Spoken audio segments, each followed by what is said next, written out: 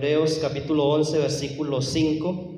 Por la fe Enoc fue traspuesto para no ver muerte, y no fue hallado, porque lo traspuso Dios, y antes que fuese traspuesto, tuvo testimonio de haber agradado a Dios. Enoc, al igual que otro personaje del Antiguo Testamento, que es Elías, son personajes que son puestos como tipos de lo que va a suceder con cada creyente el día que el Señor Jesucristo venga hasta las nubes a arrebatar su iglesia. En Enoc nosotros vemos, y por eso la palabra tipo allí, que viene de tipología, es una manera de mostrar desde la antigüedad lo que sucederá con los cristianos.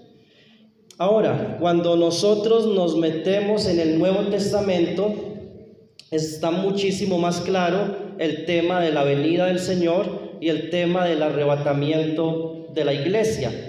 Son temas, mis hermanos, que al igual que otros en las Escrituras, muchas veces la iglesia contemporánea, la iglesia en general, muchas veces tiene que disculparse por este tipo de temas.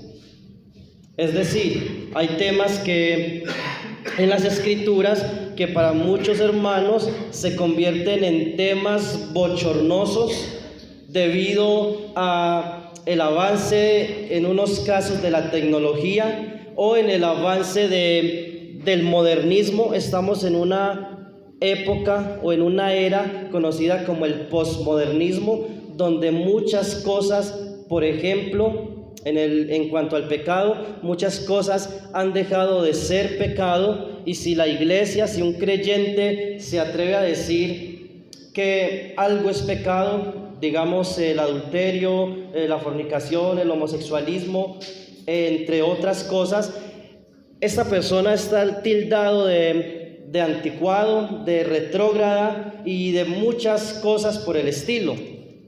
Entonces, muchos creyentes tienen que disculparse cuando se habla de este tipo de temas. Cuando se habla, por ejemplo, del lugar de las hermanas en la iglesia, del silencio de las mujeres en la iglesia, muchos hermanos tienen como en cierta forma que disculparse, ¿no? Qué temor, qué vergüenza hablar de estos temas en estos tiempos. Claro, no calan en esta sociedad.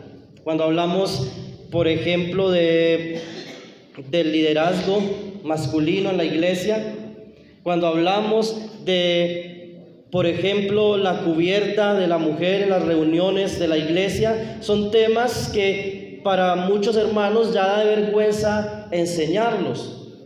Cuando hablamos, por ejemplo, del arrebatamiento de la iglesia, son temas que a muchos hermanos ya les da vergüenza, les da pena predicarlos, porque en una sociedad como esta, en una sociedad tan avanzada como esta, parece descabellado pensar en que el Señor regresará.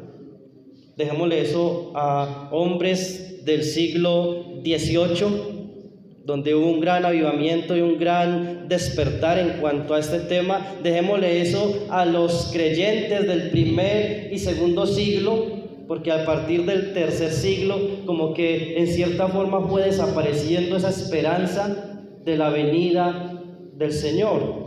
Ahora, en cuanto a lo que venía comentándoles, hermanos, no tenemos por qué tener vergüenza, no tenemos por qué disculparnos y no tenemos por qué omitir temas que están claros en las Escrituras. Ahora, hay muchas cosas que tal vez pueden ser tradiciones, que pueden ser costumbres buenas y sanas que traigamos de hermanos más antepasados que nosotros, que de pronto podemos cambiarlas, pero en lo que concierne a las Escrituras, a la palabra de Dios, a la doctrina allí dada por el Señor, no tenemos por qué disculparnos. Si la Biblia habla de un tema, por bochornoso que sea en nuestro tiempo, nosotros debemos proclamarlo si somos fieles a las Escrituras y si somos honestos a predicar todo el consejo de Dios. Nosotros debemos predicar, enseñar, hablar en los discipulados, en el pastoreo, cuando estamos pastoreando, discipulando a un hermano. Es necesario, como dice Pablo en Hechos capítulo 20, versículo 27, yo no he rehuido anunciarles todo el consejo de Dios. También dijo en otra ocasión el apóstol Pablo, no somos como muchos que medran, falsificando la palabra del Señor, sino que como de parte de Dios y delante de Dios en Cristo hablamos. No tengamos temor, hermanos, a hablar ese tipo de temas, siempre y cuando podamos sustentarlos con las Escrituras. El problema es cuando hablamos algo y no está claro en las Escrituras o no lo podemos sustentar en las Escrituras. Ahora, mirando el texto que leímos allí en Hebreos capítulo 11, versículo 5, dice que hubo un hombre que fue traspuesto para no ver muerte. Y este hombre, Enoc, nombrado allí séptimo desde Adán, si usted mira las genealogías de Génesis capítulo 5 y cuenta las generaciones que hay desde Adán hasta Enoc, son 7. Y también si uno mira en Crónicas, allí también en el segundo libro de Crónicas, vemos que desde Adán hasta Enoc hay 7 generaciones, el Enoc del Antiguo Testamento. Tenemos razones para pensar que entonces este Enoc del cual está hablando aquí es el Enoc que es descendiente de Adán y que por medio de él, Matusalén y Lamec, viene luego alguien muy conocido que fue Noé. Vamos a Génesis 5, un momento.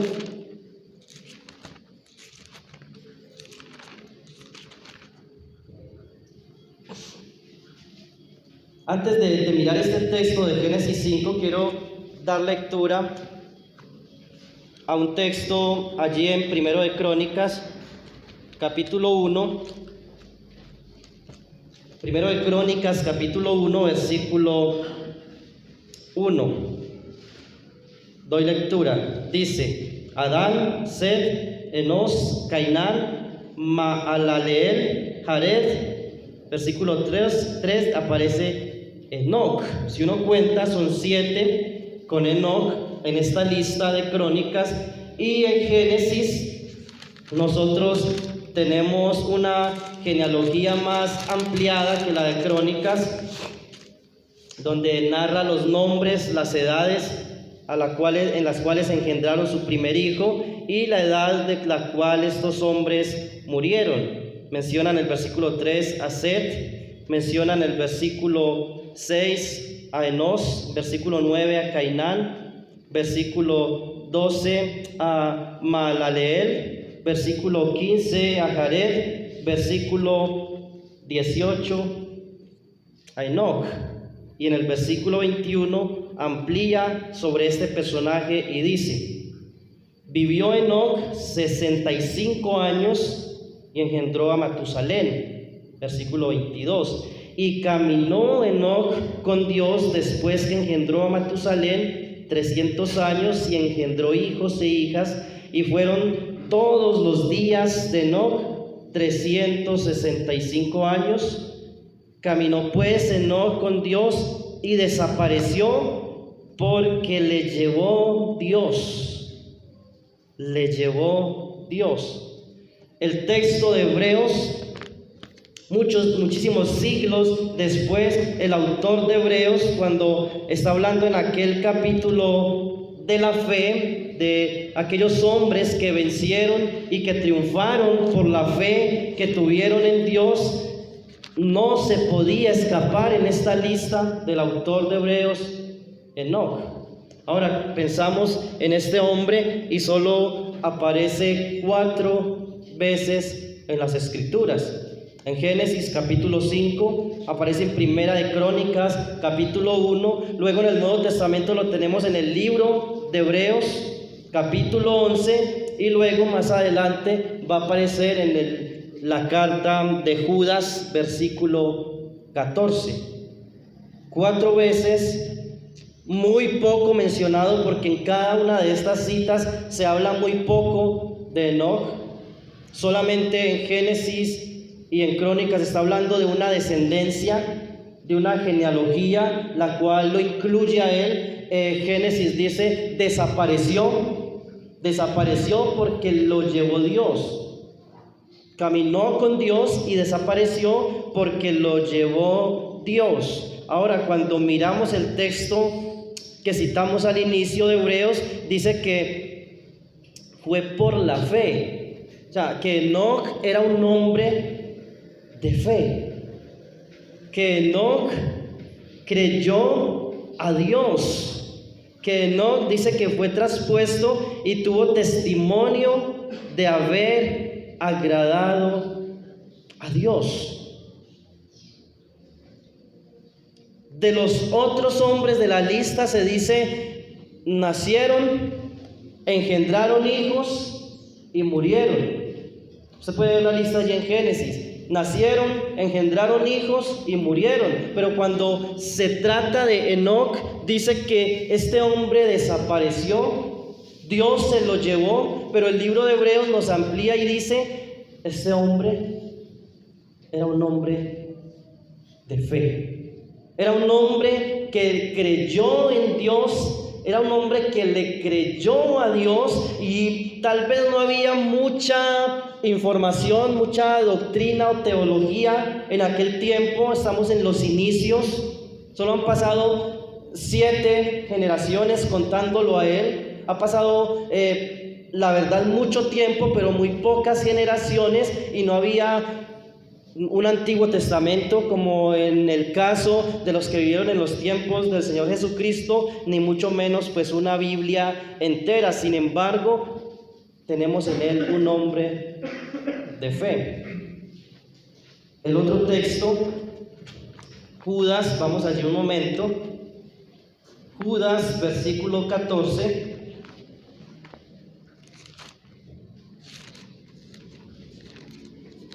Nos dice algo muy interesante acerca de Enoc.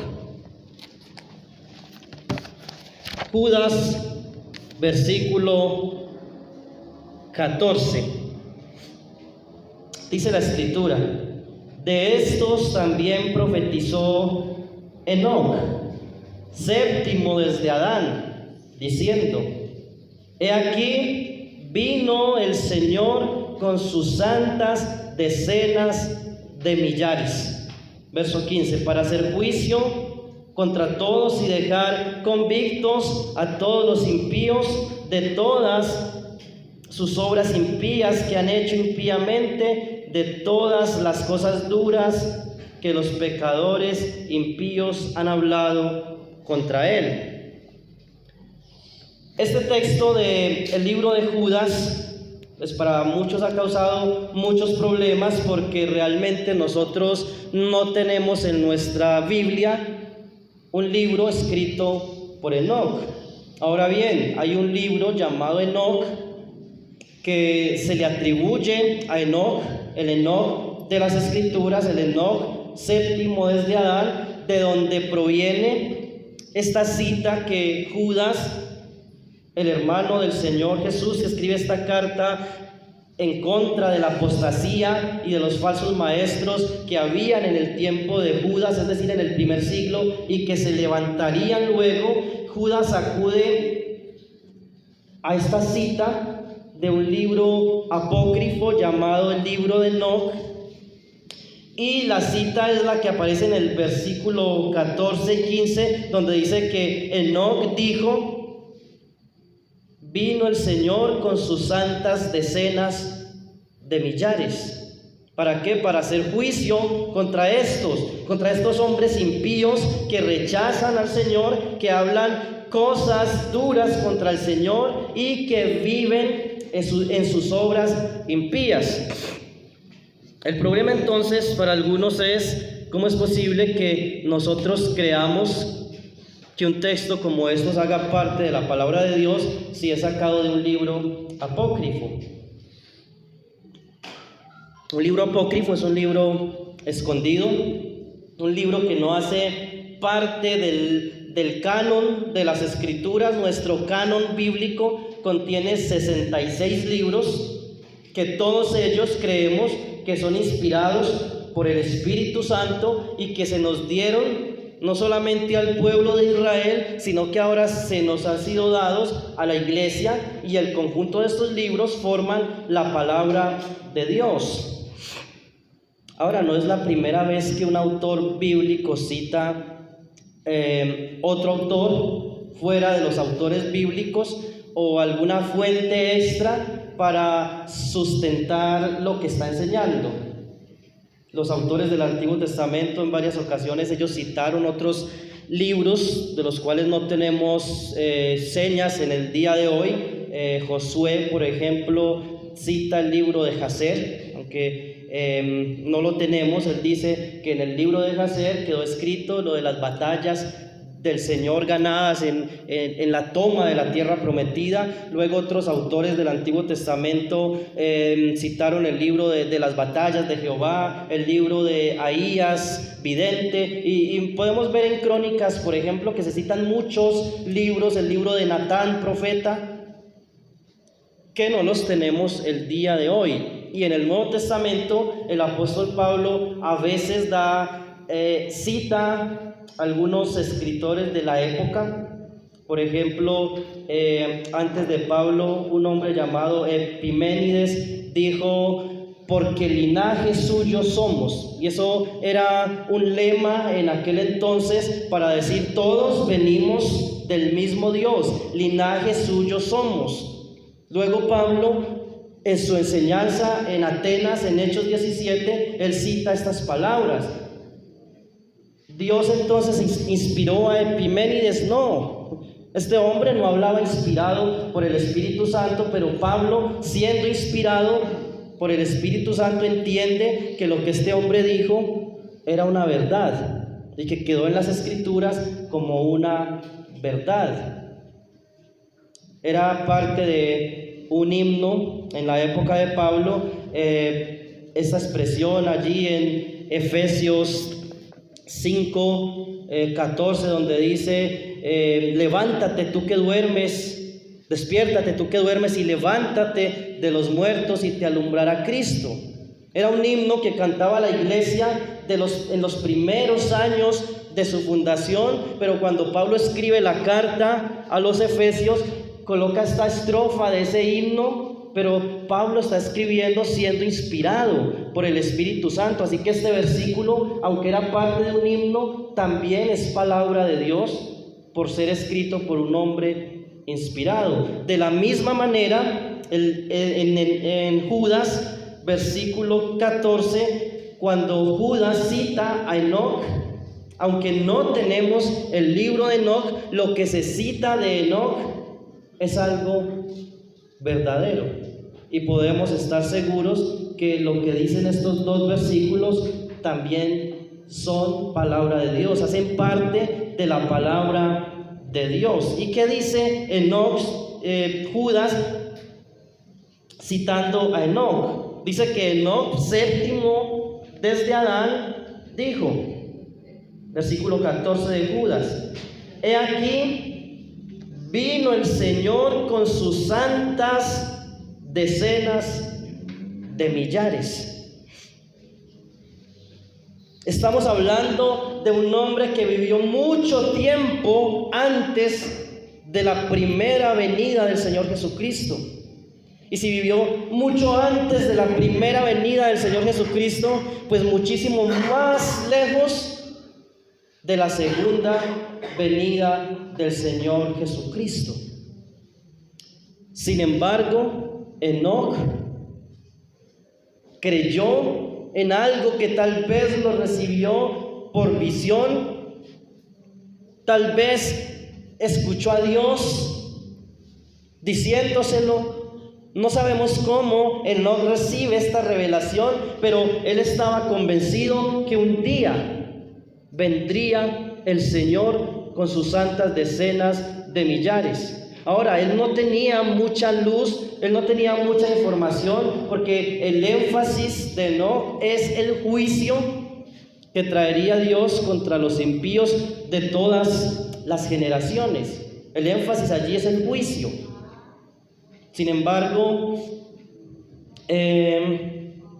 dice allí que es para dejar convictos a todos los impíos de todas sus obras impías, y luego dice, antes de eso, dice para hacer juicio contra todos ellos. Enoc, un hombre que caminó con Dios, creyó en algo que él no vio. O sea, que él ni siquiera estuvo vivo para el tiempo que estas cosas sucederían. Ahora bien, algunos dicen, lo que Enoc vio o escuchó se cumplió 2 o 3 generaciones después, cuando el Señor viene con juicio sobre toda la tierra en los días del diluvio. Y tal vez puede que haya habido un cumplimiento, pero no fue un cumplimiento total, sino que tenemos allí un cumplimiento parcial. Los profetas del Antiguo Testamento, cuando ellos recibían una revelación, muchas veces ellos por un lado no entendían, como dice Primera de Pedro, capítulo 1, versículo 10 en adelante, que los profetas que profetizaron de la gracia que vendría a nosotros, ellos profetizaron de Cristo, pero que ellos diligentemente indagaron para ver qué persona y qué tiempo indicaba el Espíritu de Cristo que estaba en ellos, el cual anunciaba de antemano los sufrimientos de Cristo y las glorias que vendrían tras estos sufrimientos.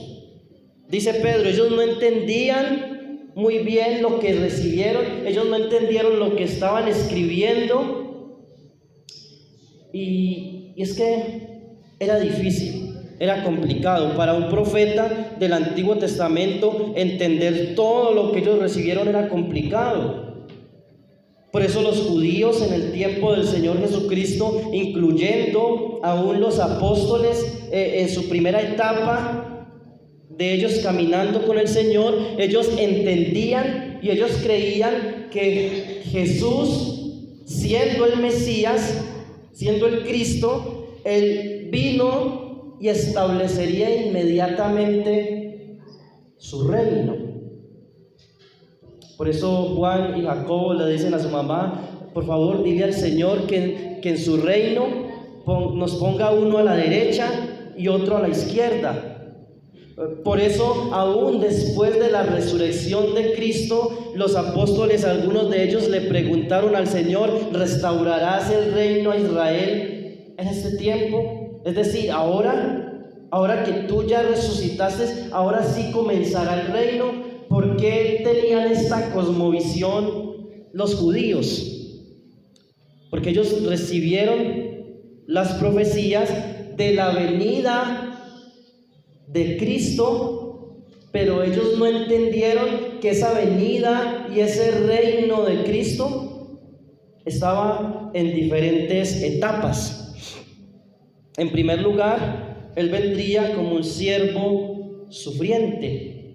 Moriría en una cruz, resucitaría al tercer día, ascendería a los cielos y habría un periodo de tiempo indefinido del cual nadie ha podido saber la fecha ni nadie la sabrá, en que Él llevará a su iglesia. Los autores del Antiguo Testamento no entendieron que después de la primera venida habría una segunda venida del Señor Jesucristo, y que aún esa segunda venida, el día de Jesucristo o el día de Jehová, como se menciona también en los libros como Jeremías, como Isaías, que ese día comenzaría con un evento que Pablo Habló que el Señor Jesucristo aún dio indicios de Él en Juan 14, 1 al 3, cuando dijo: no se turbe vuestro corazón. Creéis en Dios, creed también en mí. En la casa de mi Padre muchas moradas hay. Si así no fuera, yo os lo hubiera dicho. Voy pues a preparar moradas para vosotros, para que donde yo esté, vosotros también estéis. Y Él dice: y si me fuere, volveré y os tomaré a mí mismo. Luego Pablo, el apóstol Pablo, recibe más luz de este tema, y él habla en textos muy conocidos como 1 Corintios 15, 51 en adelante. Les digo un misterio: no todos dormiremos, pero todos seremos transformados en un momento, en un abrir y cerrar de ojos, porque se tocará la trompeta y los muertos serán resucitados incorruptibles. A los tesalonicenses también le dijo, en aquel texto famoso de 1 Tesalonicenses capítulo 4 versículo 13 en adelante. Recordemos, hermanos, que estas iglesias en el primer siglo, aunque estuviesen en Macedonia, en Acaya, en Asia Menor, aún en Italia, refiriéndome a la iglesia en Roma, aunque estuviesen esparcidas por el Mediterráneo, por todo lo que es Europa y Asia y aún África, estas primeras iglesias, siendo gentiles, estaban compuestas no solamente por gentiles, sino que en los primeros siglos un gran porcentaje de los miembros de la iglesia local eran judíos. Eran judíos, y para ellos era fundamental entender lo que estaba comenzando a suceder. Dice el versículo 14: porque si creemos que Jesús murió y resucitó, así también traerá Dios con Jesús a los que durmieron en Él. Por lo cual os decimos esto en palabra del Señor, que nosotros que vivimos, que habremos quedado hasta la venida del Señor, no precederemos a los que durmieron. Porque el Señor mismo, con voz de mando, con voz de arcángel y con trompeta de Dios, descenderá del cielo, y los muertos en Cristo resucitarán primero. Luego nosotros, los que vivimos, los que hayamos quedado, seremos arrebatados juntamente con ellos en las nubes para recibir al Señor en el aire, y así estaremos siempre con el Señor. Seremos, dice allí la expresión, arrebatados, de allí la palabra arrebatamiento, que es muy usada en el contexto cristiano. Esta palabra tiene una raíz en el latín, que se usa hoy día como zarpazo, y es harpazo del griego, y en el latín era como tomar algo, como cuando uno arrebata algo, o cuando un animal que es rapaz coge algo por sorpresa. En la pesca me dedico a servir al Señor, y en mis tiempos libres me gusta la pesca deportiva, y hay una especie de peces que para los que nos gusta la pesca nos gusta mucho pescarlos, y se llama sabaleta o sábalos, y me refiero a pesca con anzuelo. Este animalito es muy divertido, la pesca. Si hay animalistas aquí, por favor, me perdonan, porque es un animal que es rapaz, y cuando hay buena sabaleta, cae la carnada, inmediatamente él manda un zarpazo, coge la carnada y se va pensando que va a desayunar o almorzar, cuando lo que no sabe es que va a terminar frito en un plato. Esa es la idea de esa palabra arrebatar allí. Cuando el Señor venga en las nubes, lo que Él hará es recoger a su pueblo. Y seguramente cuando menos pensemos estaremos en la presencia del Señor. Es la esperanza de la iglesia, Es una esperanza que la iglesia ha tenido desde los días del apóstol Pablo y aún desde antes, porque el Señor mismo le dice a los apóstoles antes de ascender a los cielos, este mismo Jesús que los ángeles le dicen a los apóstoles, este mismo Jesús que ustedes vieron ascender al cielo, este mismo regresará.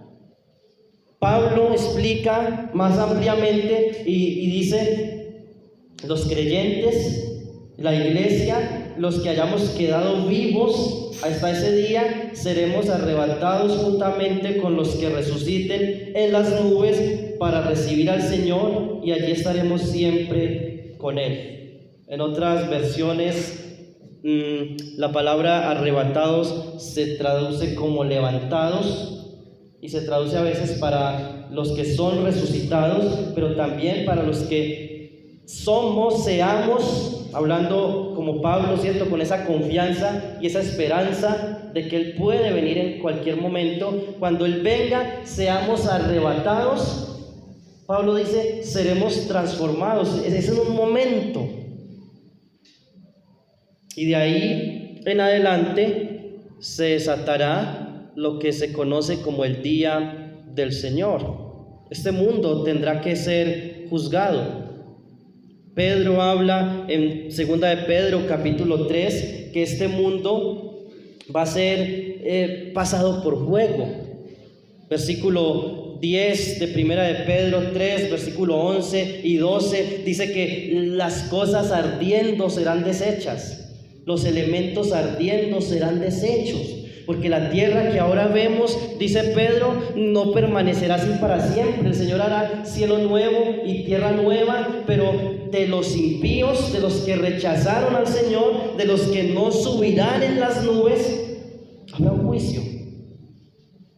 Y sí, yo sé, habrá un juicio para todos los incrédulos en el infierno eternamente.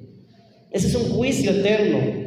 Los creyentes estaremos por la eternidad en el cielo, en la presencia del Señor Jesucristo. Los impíos, los incrédulos, por la eternidad en el lago de fuego. Pero las Escrituras también hablan de un juicio para los que vivan, los que estén vivos el día que el Señor Jesucristo venga. Pero ¿cuál es el primer evento? ¿Cuál es el primer evento que esperamos como iglesia del Señor? Es el rapto, el arrebatamiento. También se usa la expresión rapto, el arrebatamiento de la iglesia. ¿Y cuándo será?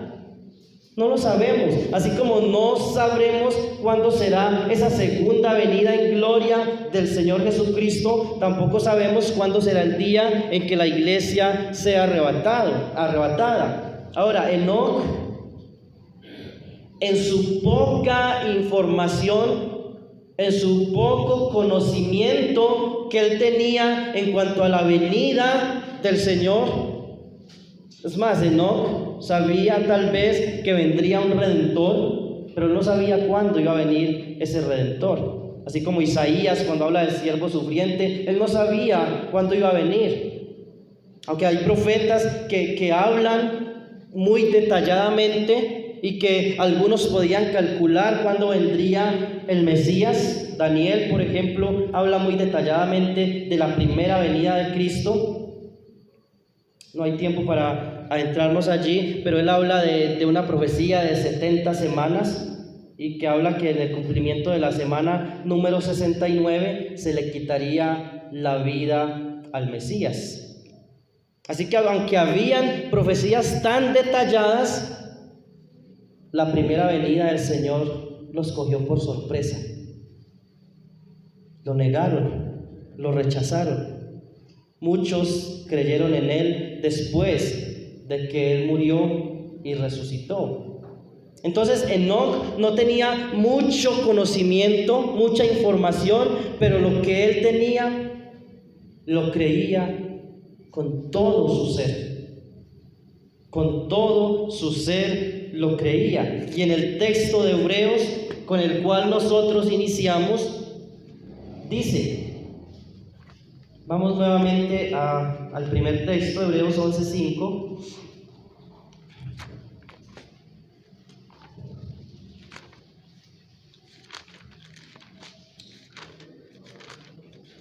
Por la fe, Enoc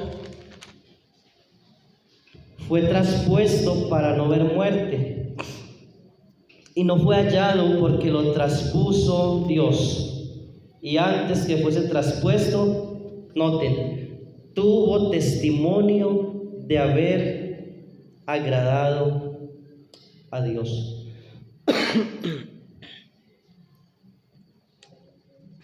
Tuvo testimonio de haber agradado a Dios.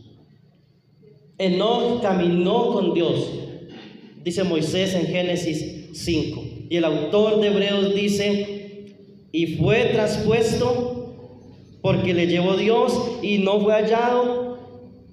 Fue traspuesto y tuvo testimonio de haber agradado a Dios. Y tal vez algunos digan: no, lo que habla la Biblia de Enoc no está hablando del arrebatamiento de la iglesia, pero lo que sí podemos ver allí es una tipología, una figura de lo que sucederá con nosotros, hermanos. El Señor volverá. Él volverá con sus santas decenas de millares. Esas santas decenas de millares, habla Mateo, por ejemplo, que gran parte de esas santas decenas de millones son ángeles. Mateo 25 habla de esto, y Mateo 24, que Él vendrá con los ángeles de su poder. Pero parte de esas decenas de millares seremos usted y yo, los que estamos en Cristo. Dice el Señor allí en Apocalipsis que Él vendrá con sus santos. Él vendrá con sus santos. Ahora, para ir terminando, porque el tiempo pasa, la pregunta que debemos hacernos cada uno de nosotros en esta noche, número uno, ¿estamos esperando con ansias al Señor? ¿O se ha convertido en un tema de esos bochornosos? Que es mejor no hablar tanto de esto, porque qué pena. ¿Qué va a pensar una persona bien estudiada? ¿Qué va a pensar alguien que no crea en estas cosas de resurrección de muertos y de creyentes recibiendo al Señor en las nubes, cuerpos transformados? Esos no son como temas ya para hablar de ellos en la iglesia, es como temas para creerlos para nosotros mismos. Se ha convertido en un tema bochornoso, o tal vez porque es un tema controversial y complejo, tal vez es mejor no tocarlo. Hay muchas posiciones al respecto de la venida del Señor. Hay unos que dicen que el Señor ya vino, que vino en el 1500 y algo. Otros dicen es que el Señor ya vino en el año 70 después de Cristo. A estos se le conocen como los preteristas, y ellos dicen es que el Señor ya vino. Otros dicen no, es que no va a venir. Esto del arrebatamiento está hablando allí figurativamente. La iglesia no va a ser arrebatada. El Señor va a venir y ya establecerá su reino terrenal por siempre en esta tierra, y no va a ocurrir todo eso que dicen los hermanos y que han enseñado los hermanos durante tanto tiempo. Entonces, al ser un tema complejo y controversial, del cual tal vez muchos de nosotros hemos terminado enredados, es mejor no hablar de esto. Y el no hablar de este tema, el no estudiar este tema, hace que como iglesia y que como individuos nos durmamos. Como el dicho, nos durmamos en los laureles. Hermanos, el Señor está por venir. La iglesia está por ser arrebatada. ¿Y qué hay de usted, de mí? Porque muchas veces nuestro estilo de vida, nuestro progreso o no progreso en la santificación personal, depende de cuánto creemos en que las promesas de las Escrituras son verdad o no, o en cuánto nosotros conocemos esas promesas. ¿No dice Primera de Juan 3:3 que todo aquel que tiene esa esperanza en Él se purifica a sí mismo, así como Él es puro? ¿Cuál esperanza? Versículo 2 dice: le veremos tal como Él es. Le veremos, seremos como Él, porque le veremos tal como Él es. ¿Cuándo le veremos tal como Él es? Ahora lo vemos por fe, porque por fe andamos, no por vista. Pero un día le veremos. Un día le veremos cara a cara. Un día estaremos en su presencia. Sea que usted muera hoy, sea que usted muera el próximo año, o que Cristo venga a arrebatar su iglesia, hay algo ciertísimo, hay algo seguro, y es que le veremos tal como Él es. Le veremos tal como Él es, hermanos. Esto no es poca cosa. Esto no estamos diciendo que vamos a tener un buen presidente. No estamos diciendo el día de mañana tendremos una gran mansión, la hacienda soñada. No. Estamos hablando de cosas mucho más grandes y majestuosas, que si nosotros ponemos toda nuestra fe en esa promesa de que le veremos, y como dice al final de 1 Tesalonicenses 4, versículo 17, y así estaremos siempre con el Señor. Eso va a afectar nuestras vidas, hermanos, para bien. Eso va a afectar nuestras vidas para bien. Pedro dice en 2 de Pedro capítulo 3,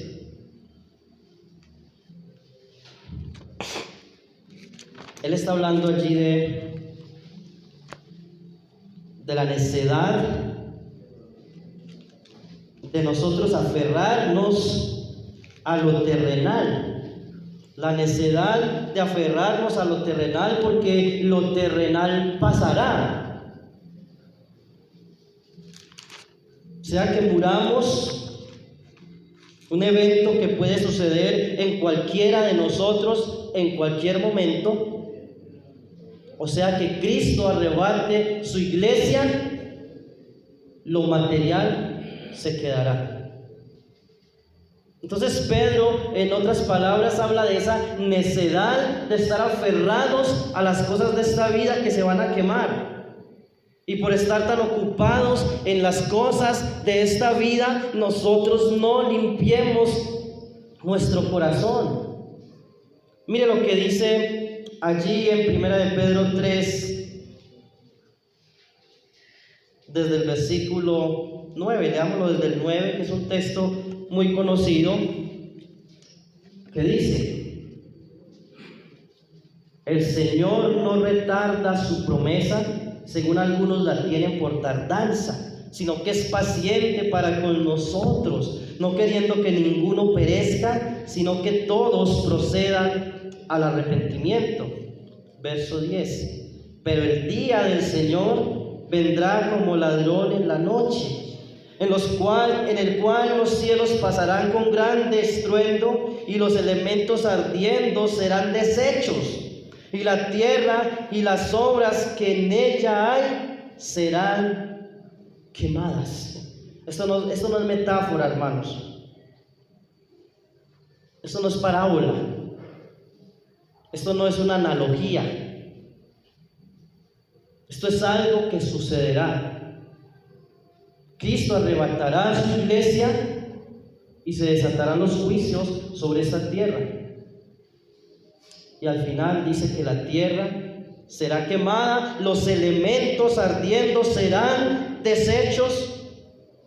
Y luego el argumento de Pedro, la tesis de Pedro aquí, el razonamiento de Pedro en el versículo 11 es el siguiente: puesto que todas estas cosas, sí, todas estas cosas han de ser deshechas. Si el Señor viene hoy, tengo para decirle que esa moto que usted tiene, entra ahí, porque dice los elementos ardiendo serán deshechos. Su casa, su finca, eso por lo que usted se desvela hoy, eso que tal vez usted ha cambiado por el estar con Cristo, activo en la obra del Señor. Eso por lo que tal vez incluso usted ha cambiado a su familia, a su esposa, a sus hijos. Eso por lo que usted ha cambiado el ministerio en la iglesia y por lo que ha cambiado aún su santificación. Porque muchas cosas de las que tenemos, las tenemos a costas de nuestra propia santificación. Porque si yo no me congrego, si yo dejo de congregarme, si yo dejo de orar, si yo dejo de leer la palabra del Señor y estar activo en la iglesia local por construir mi pequeño imperio, mi vida de santificación va a resultar afectada por eso. Podríamos hablar y podríamos mencionar muchos testimonios de vidas que han sido arruinadas por el materialismo, que tal vez por un lado han sido personas exitosas, que tal vez por un lado han alcanzado sus sueños y han tenido grandes logros en su vida financiera, pero por otro lado tenemos a creyentes frustrados. Oh, cuánto quisiera yo servir al Señor. Tuve que hacer negocios aún mal hechos para obtener lo que tengo. Tuve que pasar por encima de familiares, de amigos, de hermanos en la iglesia para estar donde estoy hoy. Hermanos, yo le pregunto, ¿vale la pena?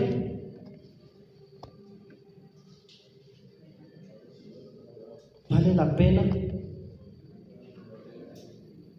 Y tal vez esta pregunta hoy no sea relevante. Tal vez ese vale la pena hoy no sea tan relevante, pero el día que usted esté en la presencia del Señor, el día que usted esté en el tribunal de Cristo, la pregunta ¿valió la pena? Va a ser una pregunta de suma importancia. Porque ya no habrá reversa. Porque hoy tal vez nosotros pensamos, tengo mucho tiempo, estoy joven, tengo mucho tiempo. Al fin y al cabo, el Señor se ha tardado por venir y es muy probable que el Señor no venga este año. Es más, yo anhelo llegar a mis 70, 80 años y hacemos planes, que es algo legítimo. El problema de hacer planes y proyectos es cuando sacamos al Señor Jesucristo de la ecuación. Ese día, hermanos, cuando estemos en la presencia de Cristo, esa pregunta, ¿valió la pena?, tendrá suma importancia, porque ya no podremos devolver el tiempo. Allí es donde diremos, sí, valió la pena dejar tantas cosas por Cristo, valió la pena dejar tantas cosas por la obra del Señor, valió la pena, estoy aquí en la presencia de mi Señor y nada de lo que quedó allá me hace falta. O aquel día anhelaremos con todo nuestro ser devolver el tiempo para gastar nuestras vidas por Cristo. Pero es hoy, hermanos. Es hoy que el Señor nos dice por medio de Pedro, versículo 11, puesto que todas estas cosas han de ser deshechas, ¿cómo no debéis vosotros andar en santa y piadosa manera de vivir? ¿Cómo no debéis andar vosotros en santa y piadosa manera de vivir? Ese es el argumento de Pedro. Hermanos, todo se va a quedar. Todo por lo que usted se desvela se quedará. ¿No vale la pena vivir en santa y piadosa manera de vivir? Vale la pena, hermanos. Vale la pena gastarnos más por el Señor, porque es que no sabemos cuándo Él venga. Y la Escritura dice: bienaventurado aquel siervo que cuando su Señor venga lo halle haciendo así, es decir, haciendo su voluntad. Alerta, velando. Cuando hablamos de una vigilia, estamos hablando de velar. Pero no solamente velamos cuando estamos en un tiempo como estos. Es algo que debe ser constante en nuestras vidas, porque no sabemos a qué hora el Hijo del Hombre vendrá. No sabemos si a la madrugada, si al atardecer, si en nuestra juventud, si dentro de 10 años, no sabemos. Pero hay otro evento, la muerte. Puede llegarnos en cualquier momento. No distingue de raza, edad, género. Constantemente vemos cómo repentinamente llega la muerte. Esta semana una joven en Río Sucio murió, de 29 años, muy joven. Estaba tranquila en su casa. Un derrumbe, se llevó su casa, la tapó. No sabemos los planes que esta joven tenía. No sabemos si tenía al Señor en su vida. Pero algo seguro, de algo estoy seguro, es que esa mañana esa joven no planeó morirse. Otro muchacho en un sector llamado La Moná, cerca a la entrada a Marmato, cayó de una garrucha al río Cauca. Creo que estas son las alturas que no lo han encontrado. 18 años de vida. Porque la muerte, hermanos y amigos, la muerte no distingue ni edad, ni color de piel, ni estrato social. Puede llegar en cualquier momento. Mueren incrédulos, pero mueren también creyentes. La pregunta es, hermanos, ¿ha valido la pena lo que usted ha hecho para el Señor? Hoy, hermanos, el Señor es tan bueno y tan paciente, que dice allí en el texto que leímos, que Él es paciente para con nosotros. Él es paciente no solamente con los incrédulos, y lo es. Él es muy paciente porque Él no quiere que ninguno perezca, sino que quiere que todos procedan al arrepentimiento. Él está siendo paciente con usted, que está postergando el venir a Cristo en arrepentimiento y fe.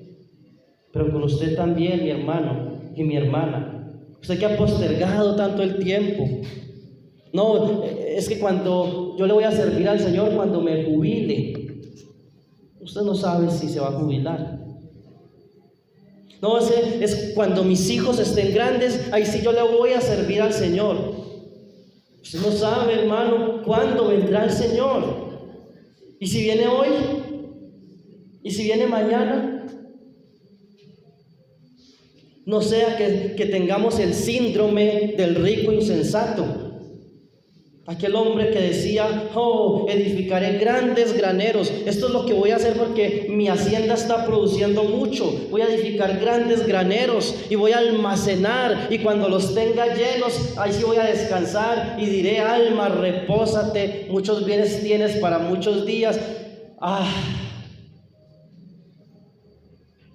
Cuando él no sabía que ese era su último día de vida. Necio, esta noche vienen a pedir tu alma. Mi amigo, mi amiga, ven a Cristo hoy. Ven a Cristo hoy, porque tú no sabes si tal vez esta noche pidan tu alma. Tú no lo sabes. Ven a Cristo hoy. Dice la Escritura en 2 Corintios 6, 1 en adelante: en día aceptable te he oído, en día de salvación te he socorrido. He aquí hoy el día aceptable, he aquí hoy el día de salvación, es hoy.